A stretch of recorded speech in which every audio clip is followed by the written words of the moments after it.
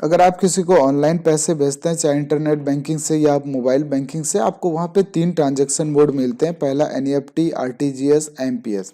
ये तीनों transaction mode का क्या लिमिट है, और अगर आप किसी को पैसे भेज रहे हैं तो आपको कौन से मोड सेलेक्ट करने होंगे, क्या इसका टाइमिंग है, कितने देर में पैसे पहुँचते हैं बेनिफिशरी के पास, सारा कुछ इस वीडियो में मैं कवर करने वाला हूँ। तो चलिए शुरू करते हैं।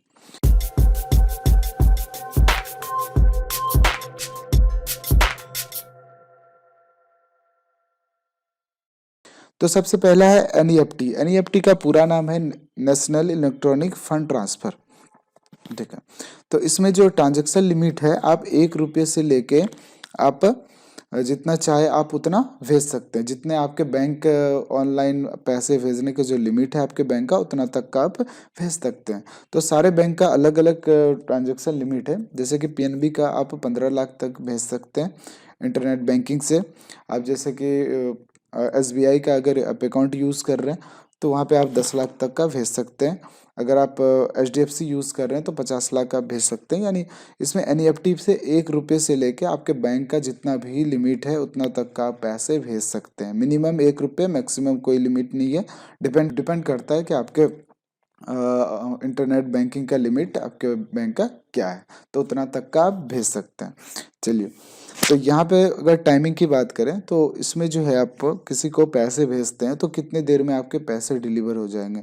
तो पैसे जो है आपके डिलीवर 15 से आधे घंटे या 45 मिनट में आपके पैसे बेनिफिशियरी को पहुंच जाएंगे। और कभी भी आप पैसे भेज सकते हैं, चाहे बैंक खुला हो या नहीं हो, 24x7 कभी भी पैसे आप भेज सकते हैं।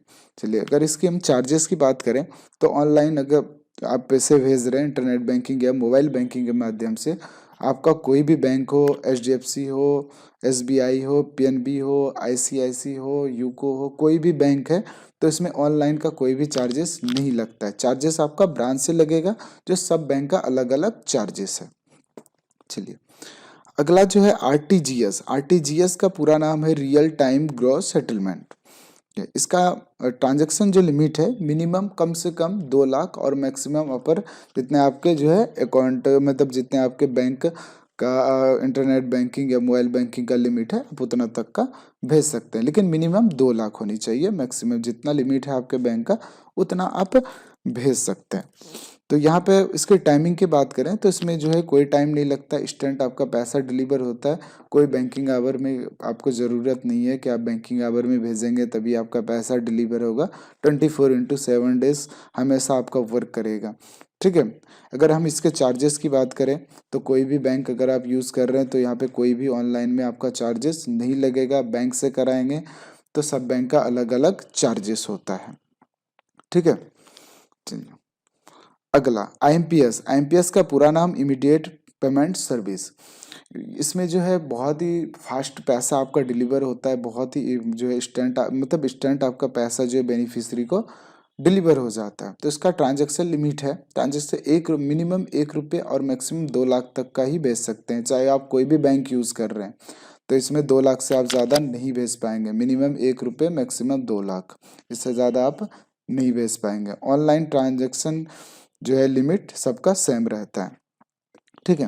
अगर हम चार्जेस की बात करें तो ऑनलाइन में यहाँ भी आपको आईएमपीएस में भी कोई चार्जेस पे नहीं करने होंगे। इंटरनेट बैंकिंग या मोबाइल बैंकिंग में कोई भी चार्जेस नहीं लगेंगे। बैंक का तो अलग अलग चार्जेस होते हैं। कभी भी आप पैसे भेज सकते हैं 24x7, जो इंस्टेंट आपका पैसा पहुँच जाएगा। तो यहाँ पे आप डिपेंड करता है आप कितने पैसे भेज रहे हैं, उस हिसाब से यहाँ पे आप सेलेक्ट कर सकते हैं।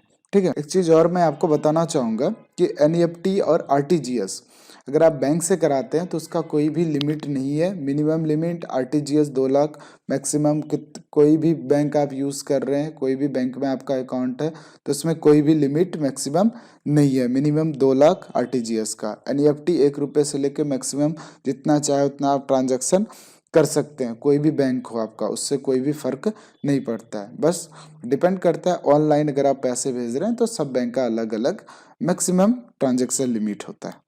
और तीसरा आईएमपीएस जो है, ब्रांच से भी अगर आईएमपीएस आप कराते हैं तो आईएमपीएस का 1 रुपये से लेकर 2 लाख तक का ही रहेगा, चाहे आप कोई भी बैंक यूज़ कर रहे हैं, तो उससे कोई जो फर्क नहीं होता है। तो आई होप कि ये वीडियो आपको पसंद आया होगा। अगर आपको वीडियो पसंद आया तो लाइक करें और सब्सक्राइब करना बिल्कुल ना भूलें। मिलते हैं नेक्स्ट वीडियो में। Thanks for watching.